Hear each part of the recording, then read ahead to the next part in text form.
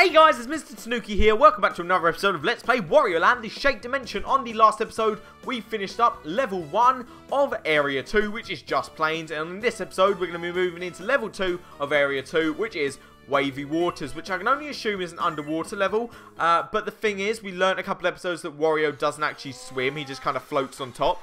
So it'll probably be like that water level. You know, where we couldn't fall in and there was like the bungee jumps or whatever. I can't really remember it, but there was a water. Oh, it is underwater. Okay, let me figure. Oh my god, what is that thing? Okay, what are the controls? So, 2, he just kind of, is he descending or ascending or what? I really, oh, I see. It's motion controlled. What is 2? Oh, 2 just kind of speeds him up. This is really cool, though. I didn't realise it was motion controlled, though, so this is kind of really awesome. And why is he firing out old, grey sausages? Who did he steal those from? Because we all know Wario would not have bought them himself. I actually really like this mechanic, though, because it's kind of awesome. And you know what? I'm not a game designer, but here's how I feel about new mechanics in games. I said that I wasn't sure how they were going to do mechanics, because it kind of feels like, you know, if they put one in every level, it would just get kind of gimmicky, and it'd just be kind of impossible to have an interesting mechanic in every single level. So, I don't know how they decided on a submarine, of all things. I guess it's kind of, well, Mario Land had a submarine, I'm pretty sure. Yeah, it did actually, which is kind of strange, so maybe they drew inspiration from that. Can I get this diamond? That would be very helpful. It's kind of weird how I just shot one and they exploded. I guess they were mines, so that kind of makes sense. He'll give me a coin. I like how these all give you coins. I'm having a real hard time collecting coins from these guys, though, because just because they're very annoying and difficult to collect from. I'm just gonna keep.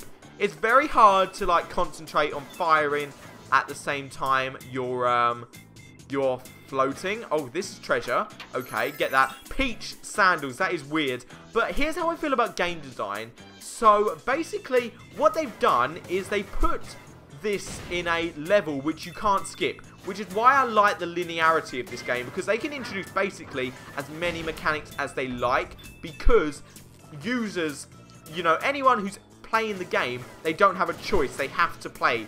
Like, they just don't have a choice. They have to actually experience the mechanic, because none of the levels are optional apart from secret levels. So they're able to implement mechanics from the start of the game into later levels, knowing that the users are familiar with it. It's kind of similar to Super Mario Galaxy 2 with the Yoshi. So basically they introduced the Yoshi in an area, you know, that wasn't optional. It was one of the first levels, so players would have to go there to get to future levels.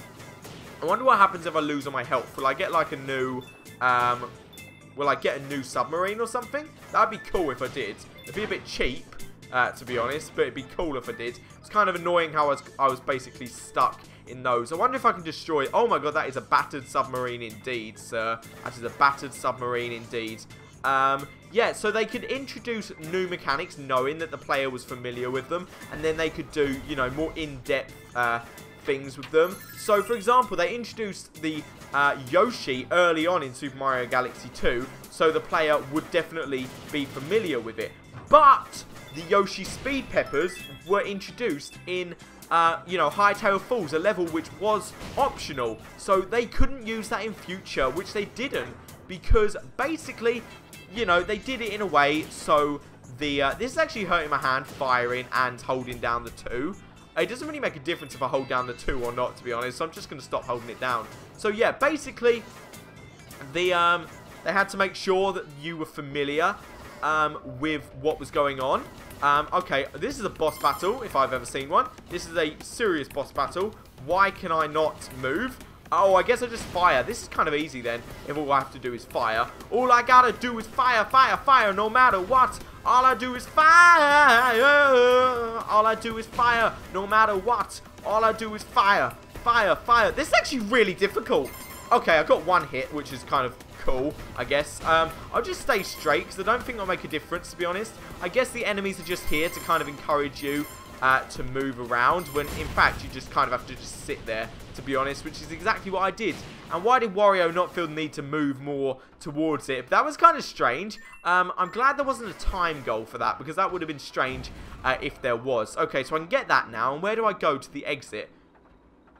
I don't know. So yeah, they introduced the hot step peppers, I think they were called, in an optional level, so they couldn't introduce them in future, which they didn't. So basically, guys, if you're designing a game, if you want to use a mechanic over and over again, introduce it in a level which is not optional. You have to make sure the player knows how to use it, and that they have to complete a level using it. Otherwise, you won't be able to use that again. How did I collect so many coins? I have no idea. I really don't, but that was a long level, so we'll move on.